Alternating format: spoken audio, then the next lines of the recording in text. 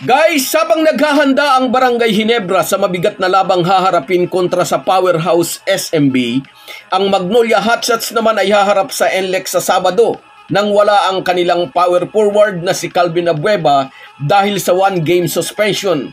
Resulta ito ng dirty finger ni The Beast sa isang fan ng Ginebra noong huling Manila Clasico.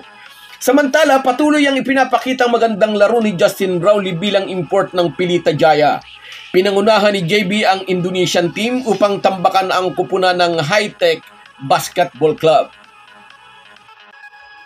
Pag-uusapan po natin yan, pero bago ang lahat ay maglalambing po ako sa inyo na isubscribe ninyo itong ating channel at kung di masyadong makakaabala ay i-like at paki-share na rin ninyo.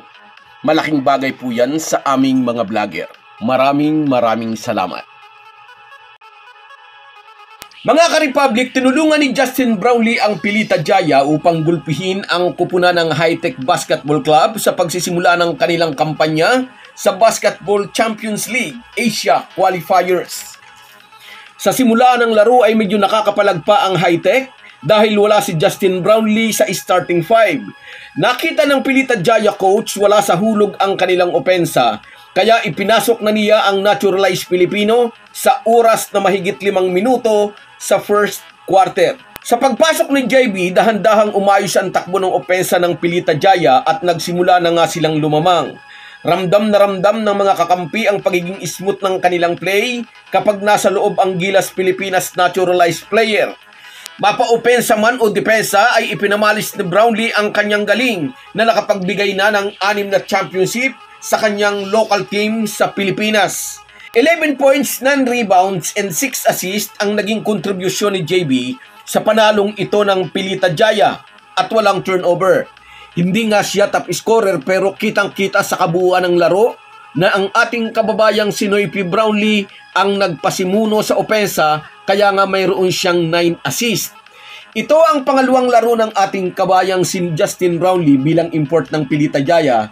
Ngunit ang huling laban ay hindi ginawa sa Indonesia kundi sa Mongolia bilang qualifying game sa BCL o Basketball Championship League, ang dating FIBA Asia Champion Cups. Habang All-Filipino Conference pa ang nilalaro sa PBA ay nagdesisyon si JB na maglaro bilang Pilita Jaya import at may bindisyon ito ng Samahang Basketball ng Pilipinas o SBP, pati na ng Barangay Ginebra na local team niya dito sa ating bansa.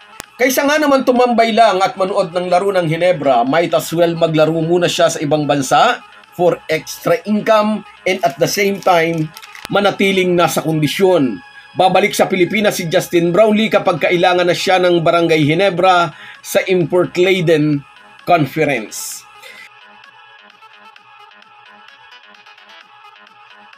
Balitang may kaugnayan pa rin sa Barangay Ginebra. Sa kartadang 3 panalo, 1 talong record sa team standings, pinaghahandaan naman ngayon ng Gin Kings ang pakikipagharap sa San Miguel Beermen. Parihong galing sa panalo ang SMB at ang Barangay Ginebra at bukas, susubukan ng Gin Kings na mantsahan ang malinis na record ng Beermen. Wala pang talo ang SMB sa kanilang 3 laro. Maagang nangunguna ngayon sa team standings ang SMB at sabi nga ng marami, itong All-Filipino Cup ang paborito nilang conference. Maalalang noon ay magkakasunod na 5 taon nilang pinagharian ang conference na ito noong si Leo Austria pa ang coach ng SMB at matikas na matikas pa ang SMB Death 5. Sandali lang humina ang kupunan ng Beermen nang mabuwag ang Death 5, nalipat sa ibang team sina Arvin Santos at Alex Cabagnot. Ngunit ang number 1 reason kung bakit bumaba ang performance ng SMB ay nang ma-injured si Junmar Fajardo. At kasabay ng pagiging healthy ngayon ni Junmar ay ang pag-acquire nila sa ilang player na ngayon ay nasasandalan ng kanilang team.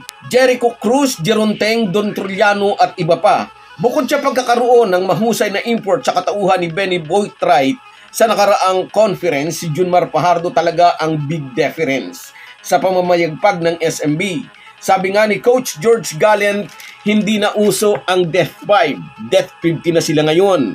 At ang Death 50 na ito ang susubukang tibagin ng Barangay Ginebra.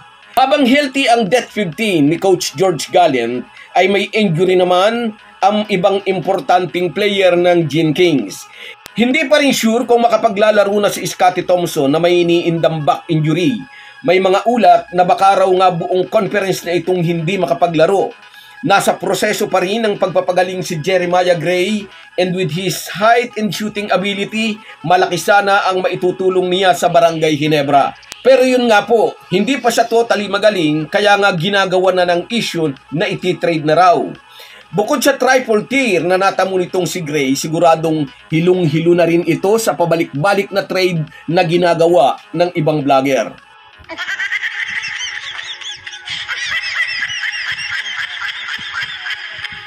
Anyway, noong nakaraang Manila Clasico ay isang Ginebra fan pala ang dinerty finger ni Calvin Abueva. Depensa ni The Beast, may sinabi raw ito sa kanya na medyo foul kaya dinerty finger daw niya.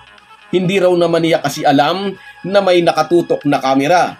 May kamera man o wala, hindi dapat binabastos ang isang basketball fan. Kay Ginebra fan man iyan o fan ng ibang team. At sa mga fans naman, umiwas po tayo sa mga below the belt na kantyaw sa ating mga players. Kalma lang mga idol. Bunga ng pandi-dirty finger ni The Beast, napatawan siya ng isang larong suspension at 20,000 na multa. Noong nakaraang finals ng Commissioner's Cup ay napagmulta rin si The Beast ng 100,000 pesos dahil naman sa pakikipagsagutan nito sa asawa ni Mo Tautua. So guys, yan lang muna. Hanggang sa muli. Kung wala po kayong mga viewers namin ay walang magtatagumpay na vlogger, kaya gusto ko kayong pasalamatan sa paminsan-minsang pagsa-shoutout. Shoutout sa iyo, Aris Girl 3873, happy watching.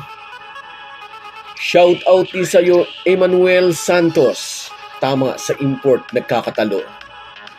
Shoutout, Jose Rodrigo, kaya ng Ginebra yan. Larry Pangilinan, shoutout din sa iyo. Tama, wag silang magkampante sa Ginebra. Nelson Reyes dyan sa Jisan, Saudi Arabia. Estrella Mercurio, magandang gabi po sa lahat. Magandang gabi rin sa iyo, idol. Lumantang, malakas ang SMB pero magagawa niya ng paraan. Edwin Gardon, malakas talaga pero bahala sa team count. Rino Baral, huwag silang pakasiguro. At si Jubel Monti Loyola, tama. Salamat sa inyong panonood. Kahit gaano po tayo kabisi, ay huwag po nating kalimutan ang ating buhay espiritual. Lagi po tayong magpasalamat sa bawat araw na dagdag sa ating buhay. Malaki po ang maitutulong ng pananalangin araw-araw. Isang paalala po mula sa inyong Halo Halo Sports Republic.